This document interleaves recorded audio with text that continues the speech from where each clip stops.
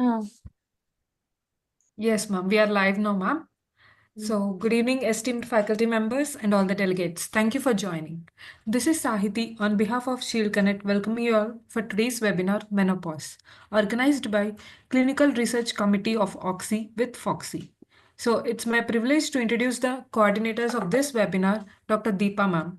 Ma'am is the consultant at Apollo First Med Hospitals, Chennai, and also Joint Secretary of ATNRCOG and Advisory Committee OXY 2023 to 2024, Chairperson of OXY 2024 Clinical Research and Quiz Committee. can I I start? welcome you, ma'am.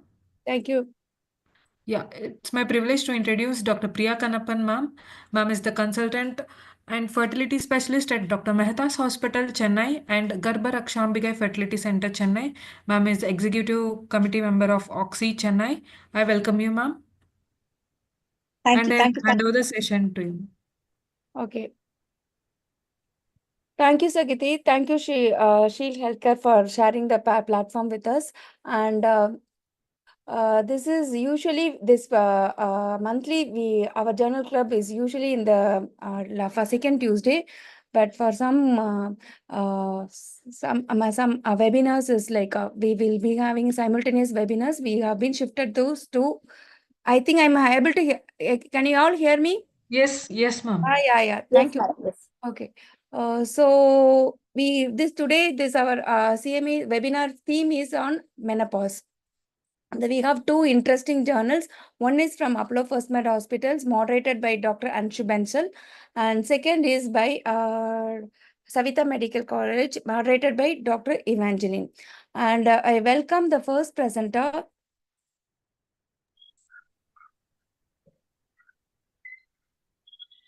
Dr. Anshu. Anshu is like the previous slides. Anshu is a senior consultant and corporate hospital since 2004.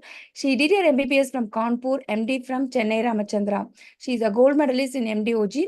She did her DNB from Jaipur with distinctions, as invited immediately to be a member of National Academy of Medical Sciences. Enough.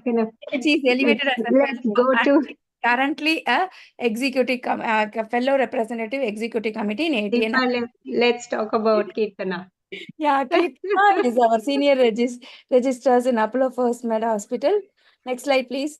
And she did her MBBS from. She's a senior registered in Apollo First Med. She's an MDOG from IOG. She did her research publications in International Journal of Infertility and Fetal Medicine and paper presentation at Oxy and TN4G. She is going to present about this today's journal in menopause, the cognitive, the use of HRT in cognitive problems like Alzheimer's, dementia. So, what is this journal is going to tell us about? Kirtana, I welcome Kirtana to start a presentation. Yes, ma'am. Sure.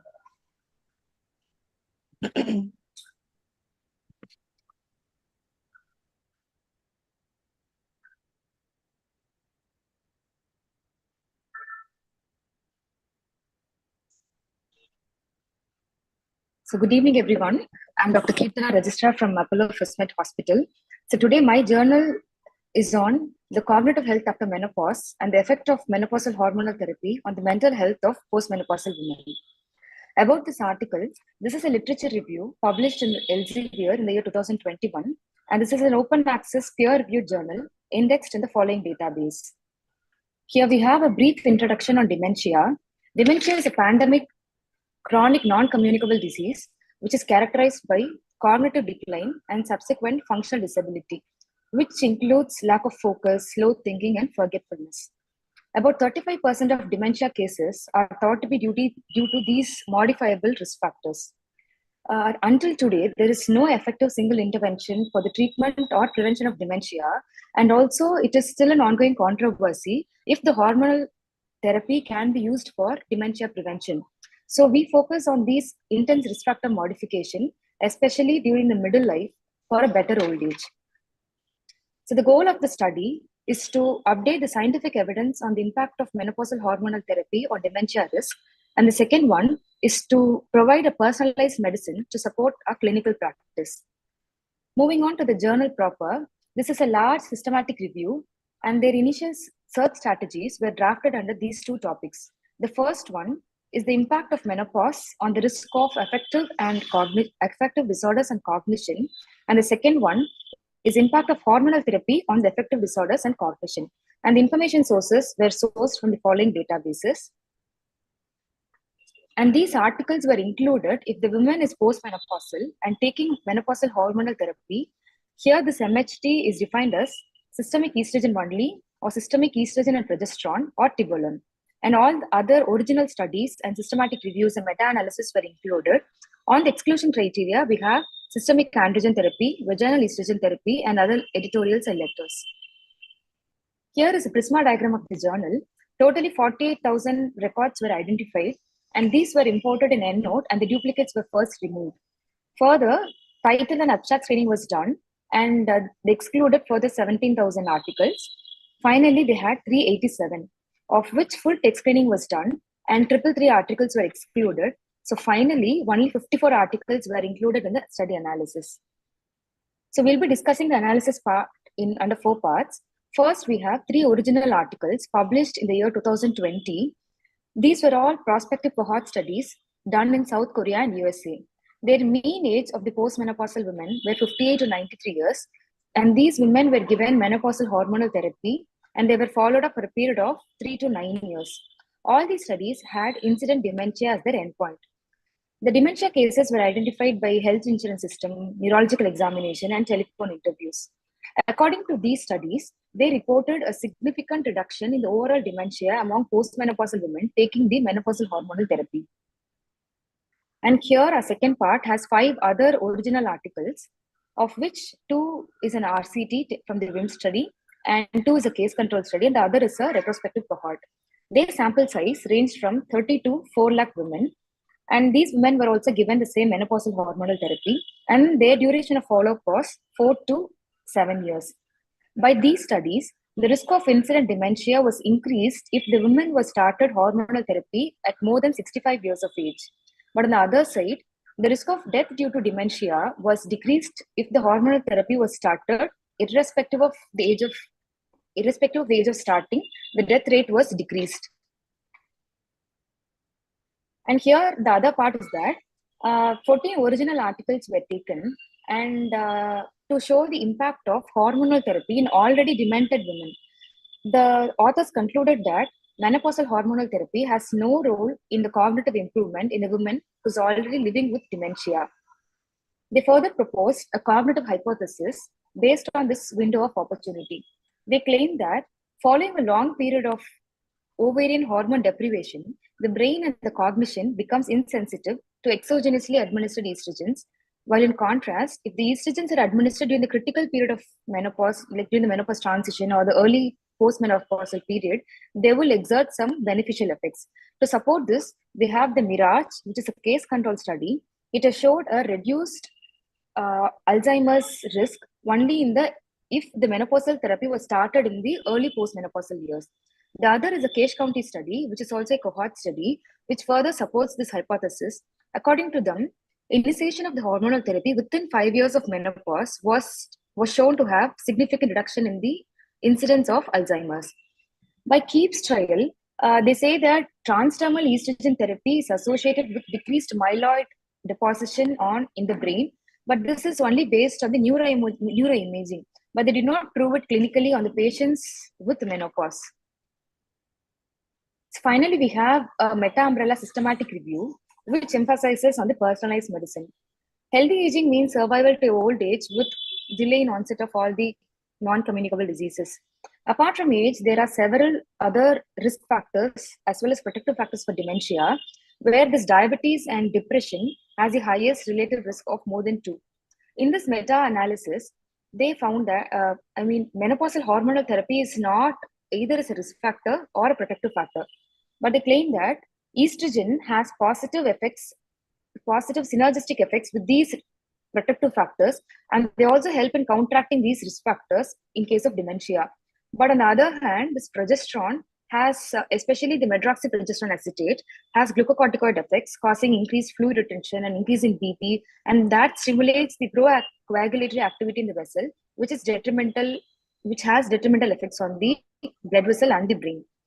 So finally, as a conclusion, The practice points from this review is that 10 in 100 women above the age of 65 will be diagnosed with dementia. So apart from age and hereditary risk factors, we have multiple acquired and protective factors. So starting the hormonal therapy during the climacteric or the early postmenopausal period can definitely reduce the risk of dementia or Alzheimer's by 11 to 33%.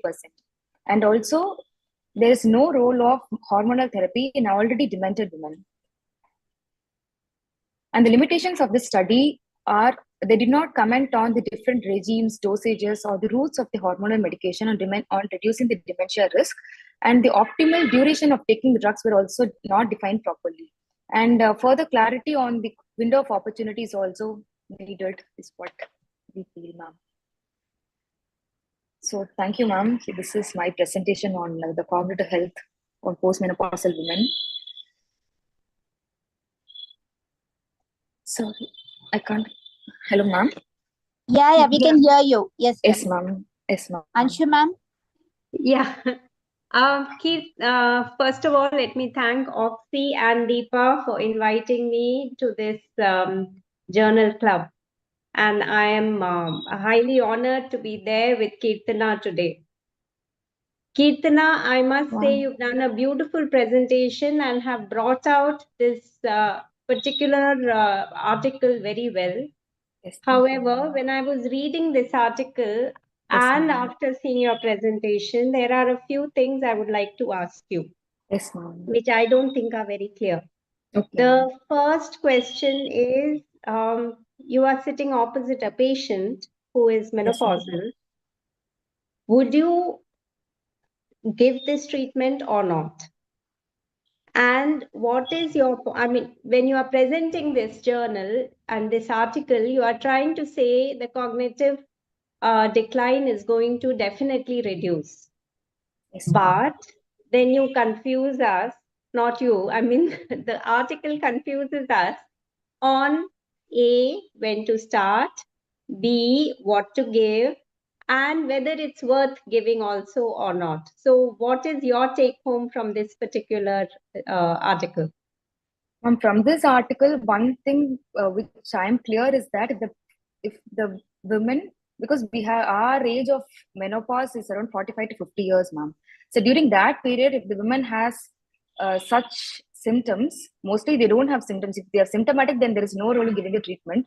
So during that period, to prevent if she's having any family history in that situation, if she's having so many risk factors, like the acquired risk factors, then I would preferably start her on hormone. Along with that, if she's having other menopausal symptoms, it is better to start the patient on hormonal therapy, ma'am. And how long would you give it for? See, nobody has cognitive decline at that age. Yes, cognitive decline comes only, even in your study, it says 55 to 60, but I think it doesn't happen before 65, 70. Yes, ma'am. So how long will you continue? That they did not mention in the study properly, ma'am. Okay. That is one of the limitations. You are having a huge difference in your number of people who are enrolled in study, from Yes, 30 to up to some thousands. Yes, ma'am. So I'm not sure which one I should take into account. The study, which is the WIMS, that is the Yes, WHI ma'am. initiative, Yes, ma'am. that study must have taken the thousands. But that study is starting only at a median age of 92. Yes, ma'am. So isn't age itself a factor in cognitive decline? Confounding factor. So that itself is a confusing enrollment. Yes, ma'am. Because in WIM study, they have taken all the postmenopausal women after 65 years of age, ma'am. But here they have taken the people from very less age. Also, they have taken the sample size. And in the Korean study, the sample size was around 4 million. That was the largest cohort study they have done. So by in Korean. Oh. Yes, ma'am. And that study says that. And that study says if we start the postmenopausal women on hormonal medication, there is definitely a significant reduction in the dementia risk. That is the largest cohort study. And that study with a population of 4 million people, and they say a significant reduction in the dementia risk if the patient was started on postmenopausal hormonal therapy, ma'am. And the window of opportunity, we do not know. whether Yes, it's ma'am. worth starting immediately. All they have mentioned is that the death rate due to Alzheimer's reduces, but they've not Reducing. said Alzheimer's reduces. That Yes, they've ma'am. not said. Yes, ma'am. So we do not know when to start. There's another factor here, progestogen, when Yes, included ma'am. along with estrogen, may be themselves causing an increase in Yes, Alzheimer's ma'am. and dementia. Yes, ma'am. Yeah, that you didn't bring out. That was a very interesting fact. So, what do we do with people who have UTI?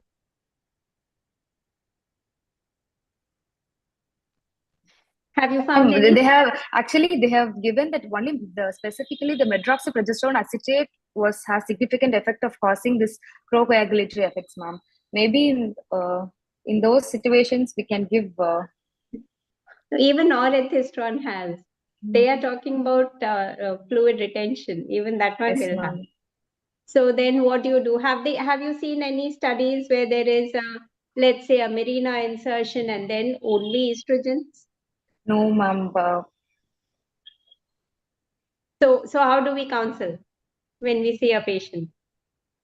See, that is eventually that is the problem with the clinicians. Yes, ma'am. All the studies about menopausal hormone treatment, replacement treatment are all confusing. Nobody comes up with a clear-cut answer. So have you, studied it more to find out these aspects? Actually, ma'am, all the studies related to this cognition, they are having both the opinions, ma'am. Yeah, no, all the studies about hormone therapy have both opinions. So, Yes, what is ma'am. our final take home? Because we have to finally cut through the clutter and come up with a answer for the Yes, patient, ma'am. isn't it? And then when we recommend something, that's what the patient takes home. So, any idea on what we should recommend? Any take homes for us from what you have, So can I answer, researched? Kirtana? Yes, ma'am. Okay, see, Anshu, Yeah. regarding for the purpose of dementia starting MST is none of this guideline is supporting us. For the younger postmenopausal women who have a who have like vasomotor symptoms, those who have risk of having cardiovascular problems, the starting of MST during that 50 to 65 years, Window period. will indirectly prevent the early onset of dementia. That is what this medicine in this journal also mentioned somewhere. Those who have a genetic predisposition, something is mentioned in the Kitna study, like ApoE genetic mutations, they Yes, have a ma'am. tendency to have a dementia. So for those people, if we start a HRT during this 50 to 60 years, like within 5 years of menopausal age group, after menopause, then they have delayed onset of dementia, or we can delay the dementia. That is one thing I can found out. Also, without any cardiovascular risk factors, without any VMS also, this is the only study I found there is a significant improvement of starting MST, delay the dementia, unless otherwise it is not worth starting after 65 years or after the dementia settles it. That is what I understood from the study. And KEEPS trials, when we read about the KEEPS trial also, that the study has taken that chronos estrogen and transdermal estrogen therapy for the menopausal hormone therapy. That also says there is a significant benefit of delaying a dementia. That is the only thing I can conclude. So whether to give it or not, that is a question mark. Only for the purpose of dementia, this is not indicated.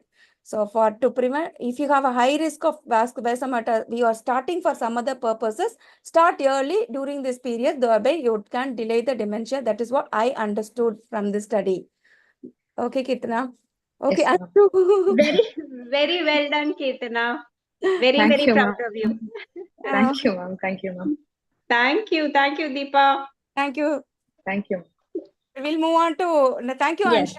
And as Anshu said, Kirtana, it's very neatly presented journal. We'll move on Thank to you, the ma'am. next journal, Kirtana. Yes. For this, I welcome Dr. Evangeline, I recently came to know Evangeline in her Jayashree Gajraj orations presentation. Her thesis is research paper was very good. I'm proud to introduce Evangeline. She's a very youngest assistant professor, Savita Medical College Hospital. She did her undergraduates and postgraduate from Sri Ramachandra Institute of Higher Education and Research. She had publication of endometriosis of parayotic node, masquerading malignancy in BMJ 2021. Her ultrasound was autopsy finding in second trimester miscarriages, Indian Journal of Pharmaceutical Sciences, analysis of anomalies and Global Journal of Research Analysis. She presented paper at national, international, almost 5 papers she presented.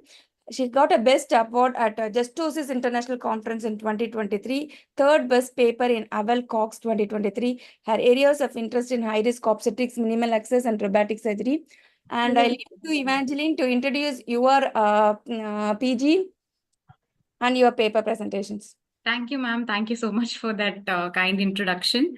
I'm very pleased to moderate this seminar on behalf of Oxy, and I would like to take this opportunity to introduce my postgraduate. She's Dr. Ramya Bhaskaran. She's a second-year postgraduate at the Department of Obstetrics and Gynecology in Savita Medical College. She's done her MBBS in Dhanalakshmi Srinivasa Medical Colleges, and she has done various paper and poster presentation in multiple national and international conferences. She's a very smart and enthusiastic girl, and I'm looking forward to her presentation, ma'am. Ramya, can we start? Yes, ma'am. Thank you, ma'am.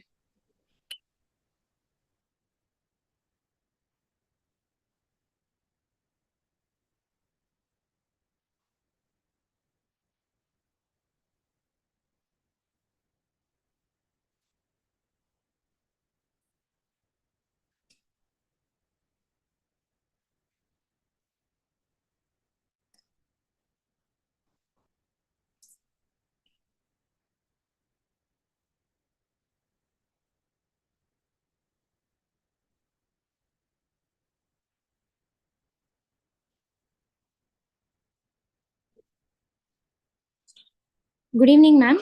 I'm here to present on the topic ultra-low dose estradiol and dydrogesterone for the treatment of menopausal symptoms, which is a pooled study in multi-ethnic population. Menopause is a natural physiological transition, but causes significant distress due to symptoms like vasomotor symptoms, including hot flushes, night sweats. Apart from them, they also cause urogenital atrophy as well as other mood disturbances. These symptoms can persist for over a decade in many women, severely impacting their quality of life. The current challenges in the therapy include standard MHT has shown efficacy, but may involve risk like breast cancer, cardiovascular complication, risk of thromboembolism, and other chronic liver diseases also. Ethnicity-specific variations in menopause symptom emphasize the need for globally applicable solutions. The purpose of the study is to evaluate the efficacy and safety of an ultra-low-dose hormone therapy in diverse multi-ethnic population. What do we know about this study? Low-dose hormone therapies are preferred to reduce the side effects. Dydrogesterone is nothing but a naturally derived retroprogesterone with high selectivity for progesterone receptors. It is because this has a structure of this chemical is like a bend shape, so that it has more sensitivity towards progesterone receptors, and therefore it shows a promise for being a safer compound compared to synthetic progestogens. What are the gaps identified? Lack of studies examining multi-ethnic efficacies for low-dose regimens, limited data on dydrogesterone's performance in improving vasomotor symptoms while minimizing the risk, inconsistent quality of life improvements across existing therapies. The study rationale is to fill these gaps by pooling data from two robust phase 3 clinical trials involving European and Chinese populations. This is because Chinese population as well as Asians have a low incidence of vasomotor symptoms. That is, their incidence is like around 85%, and it is usually lasts for a period of 5 to 7 years. Whereas compared to African Americans and Europeans, they have a larger incidence for vasomotor symptoms in means of hot flushes. The authors of the study are John C. Stevenson, Mulandren, Ellie Keller, Marcelo et al. It was published on Elsevier in September 2024. The impact factor of this journal is 6.9. It is indexed in Scopus, Web of Science, PubMed, Medline, and Embase. Methodology, the study design, it is a pooled analysis of two double-blind, randomized, placebo-controlled phase 3 trials. The participants includes 583 postmenopausal women aged between 45 to 65 years from two countries, Europe and China. The duration of the study is just 12 weeks. Inclusion criteria included postmenopausal status, that is more than 12 months since the last menses, experiencing more than or equal to 50 hot flushes in a 7-day period. Exclusion criteria included use of estradiol pellets or implants in the 6 months preceding screening, use of hormonal or other herbal treatments during or in the 4-week period prior to screening, intake of any liver enzyme inducing drugs, history of any malignant or pre-malignant diseases, presence of clinically relevant abnormalities, and participants from Chinese populations were excluded if they experienced more than 30 hot flushes and if they were also smokers. In this study, 583 postmenopausal women were included. Out of them, 291 were assigned to the treatment arm and 285 were assigned to the control arm. The treatment regimens include the group A, which received ultra low dose combination of 0.5 mg estradiol with 2.5 mg of dydrogesterone, and group B, which is a placebo group, which received the placebo drugs. The primary endpoint of the study is reduction in daily episodes of hot flushes. The secondary endpoints which were measured include quality of life according to the menopause rating scale. The menopause rating scale usually consists of 4 things based on physical symptoms, psychological, as well as somatic symptoms. Under physical, it includes hot flushes, chest discomfort, any palpitations, and then any bone pain, muscle or joint pain. And then under psychological, it includes anxiety, depression, and then any low mood kind of symptoms. It also included the sleep problems, urogenital symptoms, which includes sexual problems, bladder issues, vaginal dryness. All of them were scored, and if they had a score of more than 44, it was it was indicated as very severe. And then amenorrhea rates and safety profiles. The statistical analysis which was used was ANCOVA model, which includes a covariance analysis.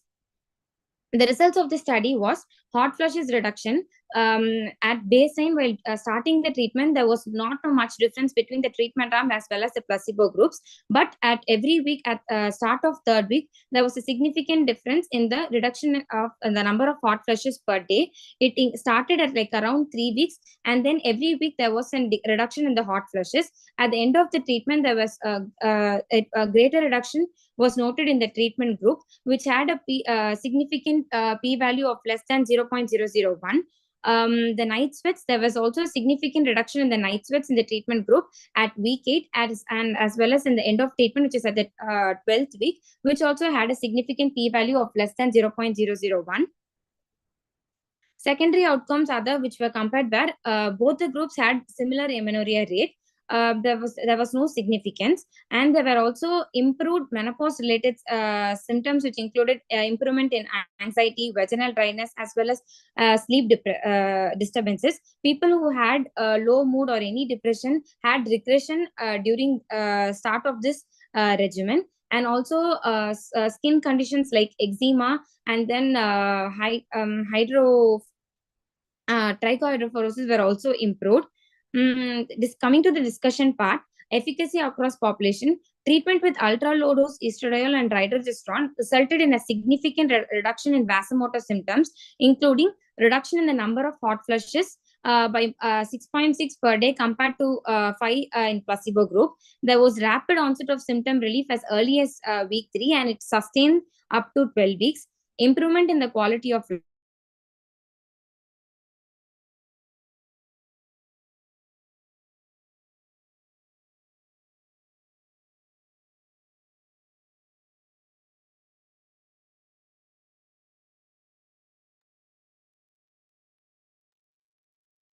What happened?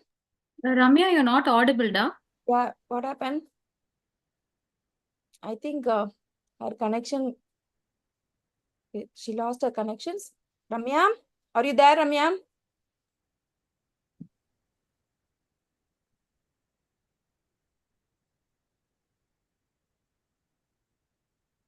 Sakiti, can you find out what happened?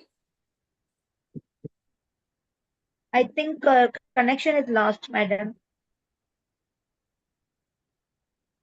Okay.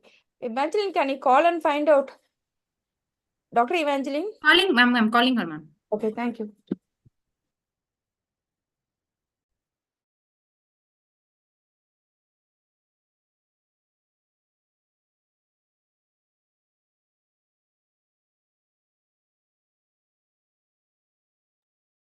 I think because of rains also the connections are a little poor today.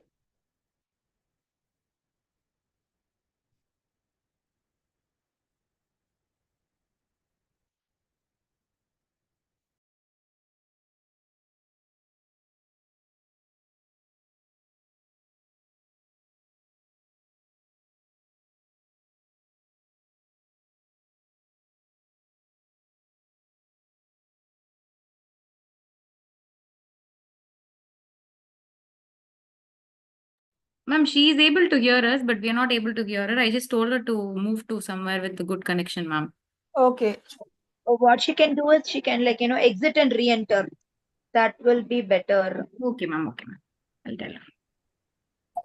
Sorry for the inconvenience, ma'am. I had a little network issue, ma'am. No issues. You're now clear. You can.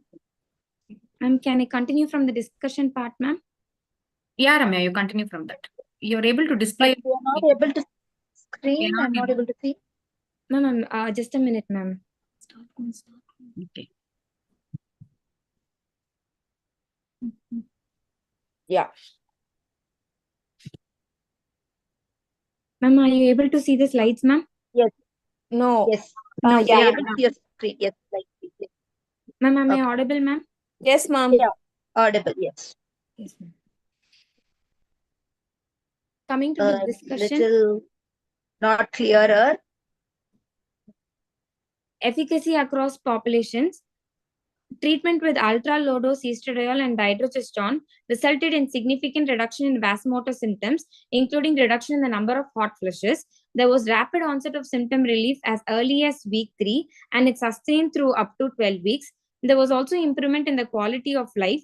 It was statistically significant improvements in psychological subscale score, which included anxiety, depressive modes. There was also reduction in urogenital symptoms such as vaginal dryness and night sweats. Coming to the safety profile, comparable rates of adverse events between the treatment and the placebo group. There was no significant weight gain or other concerning metabolic effects. Higher amenorrhea rates were noted, which was more than 90% with treatment, minimizing discomfort related to unscheduled bleeding or irregular bleeding. Statistically significant improvements in psychological subscale scores. Reduction in urogenital symptoms was also noted. Coming to the difference between synthetic versus natural progestogens, synthetic progesterone includes a micronized progesterone, and natural progesterone is a dydrogesterone. It had a reduction in hot flushes, which was high efficacy was observed compared with the natural progestogens. The incidence of breast cancer was also very low. That is only 2% compared to synthetic progestogens, which had 5%.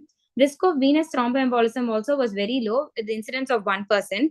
Amenorrhea rates was similar in both the groups, whereas natural progestogens were able to achieve a high amenorrhea rate of 90%. There was also a study done in 2020. In this article, progesterone as a component of menopausal hormone therapy. In that, they have told that micronized progesterone and dydrogesterone appear to be the safest option, with lower associated cardiovascular, thromboembolic, and breast cancer risk compared with other progestogens, and are the first choice of option for use in special situations such as women with high density breast tissue, diabetes, obesity, smoking, and risk factors for venous thromboembolism, among others.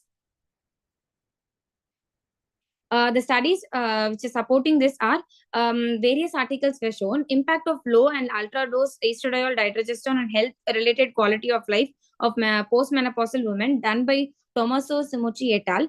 It is a pooled analysis, and it highlights the effectiveness of ethinyl estradiol 0.5 mg and dydrogesterone, reducing vasomotor symptoms and improving the health related quality of index in multi-ethnic population.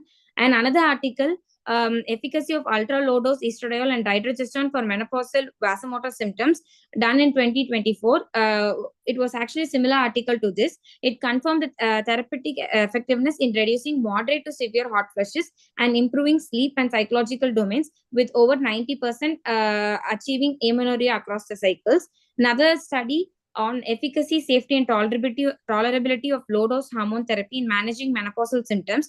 This review compared various low-dose hormonal therapies, including transdermal oral options, finding this ultra-low-dose effective for vasomotor relief with fewer adverse effects. The studies which contraindicate this article are risk and benefits of low-dose estrogen preparations in menopause management. This highlights that while low-dose therapies are effective, there are unresolved concerns about the long-term risk because they have a very short follow-up period. Therefore, long-term risk like cancer, cardiovascular outcomes have not been screened, suggesting a cautious approach. Comparative effectiveness of hormone therapy combinations for menopausal symptoms. In this article, it discussed other alternative combinations like estradiol with norethindrone acetate, which may provide superior symptom relief, raising a question about the relative efficacy of ultra-low-dose regimens. And another article exploring non-hormonal options for menopausal symptoms advocates for non-hormonal and local estrogen treatment to address specific issues like vaginal dryness and other things. For this, newer drugs like fesolinant, which is a neurokinin 3 receptor antagonist, which are under the study, they also have better vasomotor symptom control. The clinical implication is that results support the use of this therapy in diverse populations, making it a versatile option for global clinical practice. Patient-centered care. Individualized treatments are required when we are prescribing MHT for patients. Future directions include long-term studies are need to evaluate risk of chronic adverse effects such as breast cancer, endometrial cancer, and thromboembolism. Outcomes in population excluded in the study include smokers and those with severe symptoms. Explore broader applicability to other demographic groups such as African, Hispanic group who are not part of this pool study. Investigate additional benefits such as impact on bone health, cardiovascular risk, and cognitive functions. The strength of the study is that it addresses a critical gap in literature by demonstrating consistent efficacy across European and Asian population.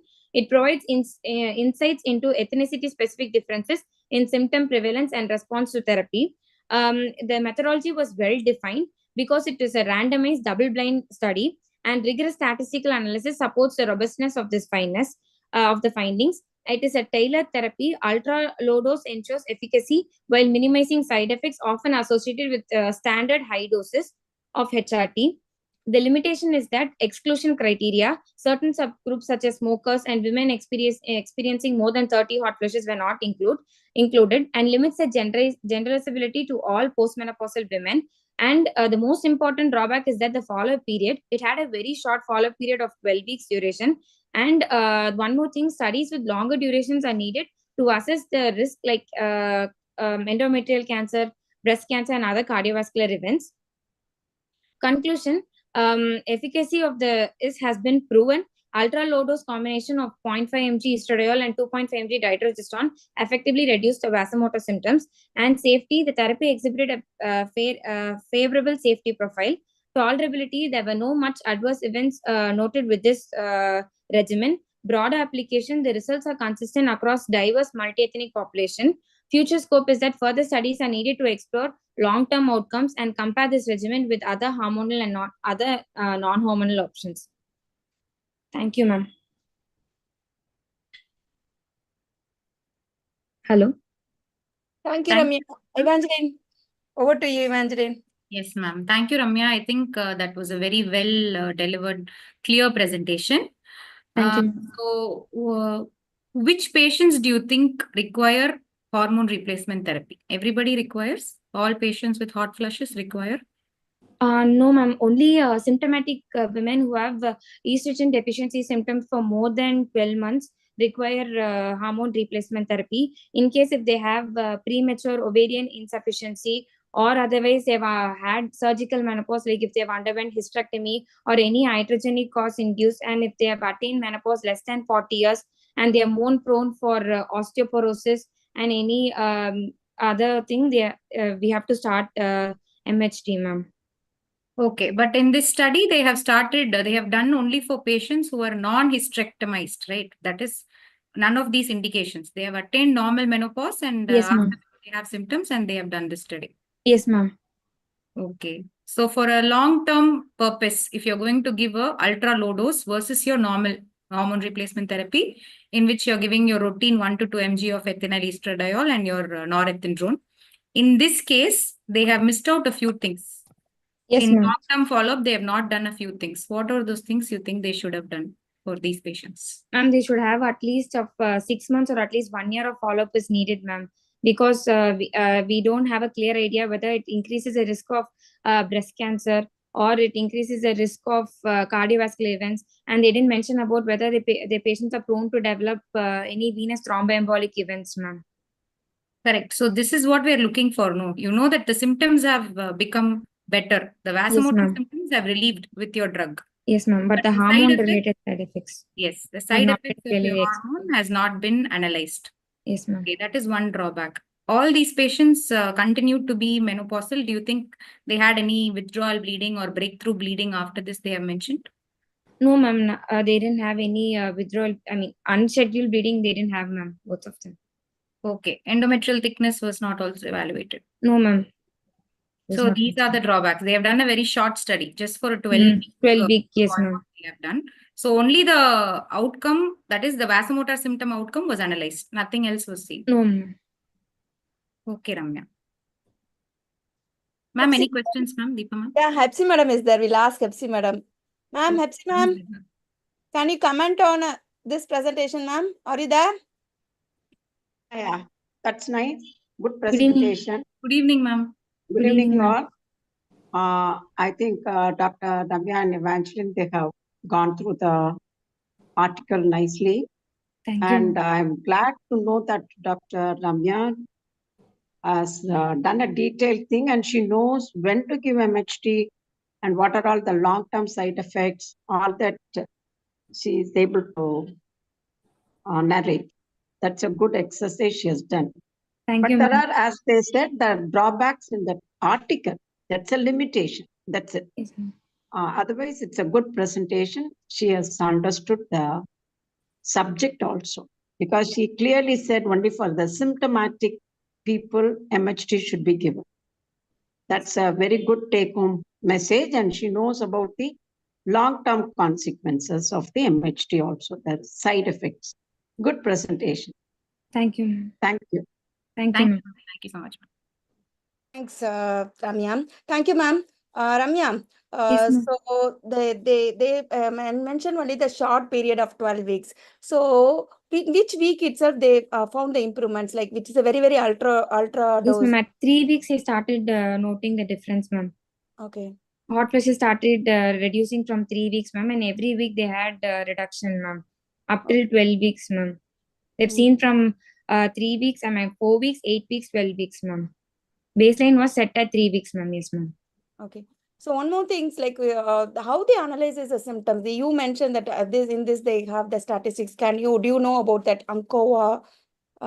Yes, ma'am. They actually used mild, moderate, severe, moderate to severe and severe hot flushes, ma'am. In mild, feeling of heat but without sweats, ma'am. And then in case of moderate, they felt the heat as well as sweating was also there, ma'am.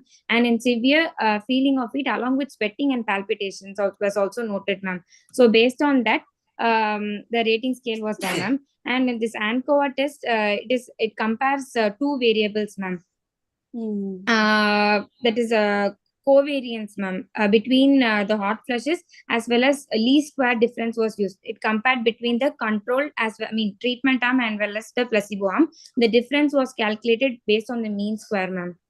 Thank you. It's Yes, very ma'am. excellent answer. Okay, thank you so much. It's very nice, and probably we keep using this the use of dydrogesterone as a progesterone is also good in this natural progesterone. So, any more questions, Priya? Do you have any questions? And Evangeline, it was very nice presentation from Ramya. It was very And thanks complete for and being clear. here. So we Yeah. don't have any further questions to ask. So Yes. very well done, and both the moderators, they really did a good job, and presenters were extremely gone through your article and everything about that. So very nice. It was a very good presentation. Congratulations. Thank you, ma'am. Yeah. Thank you. Thank you, ma'am. All the best. So we'll see you. Tell anything else, Priya? Nothing. Thank you, Dr. Deepa. Thank you for giving us, our student, the chance to present in this Shanti. wonderful Ah, forum. okay. Thank Yeah, you so much. it's And nice. really happy to see my student presenting so nicely. I Yes, would like very to nice. extend And an the other appreciation candidate, to Dr. Keertana, Shanti, Thank ma'am. you, madam. Thank you. It was Thank you, Dr. ma'am. Shanti who had actually given me the opportunity to moderate this session, ma'am. So I would like to give her my special thanks during this. Yeah, Evangeline, thank you for the short notice. You prepared the article very nicely. Okay, I have given only a week before only I told Shanti. It's Thank very you. nice presentations. Okay. Thank you. Thank you. And thanks both Anshu is here. Anshu, do you want to give any suggestions, any comments on this? No, I think it was very well presented, and a small topic, a small part of menopause, but very important part. I think one of the most important reasons for which people come for menopause therapy, and very well done. Congratulations. Thank you, ma'am. Thank you, ma'am. So with this, we'll close the sessions. Thank you. I'll thank both the moderators as well as both the presenters, Kirtana and Ramya, and all the delegates who has been there from the beginning till now. And also Shield Healthcare System, Mrs. Chitrakala as well as Sakiti. They have been supporting us since for the last 2 years. And thank you so much for preparing this journal club for the Oxy. And also I thank Hepsi madams for giving the madam's input is so it's sparing their OP times and joined our journal club. Thank you, Hepsi ma'am. And Priya, thank you, Priya, always with us. Thank you, ma'am. Yeah.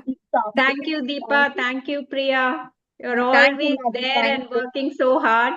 Thanks a No, lot. Thank you, madam. thank Thank you you. for always supporting us and being with us. Sorry. Okay, ma'am. So, Okay. Thank you for the yeah, opportunity.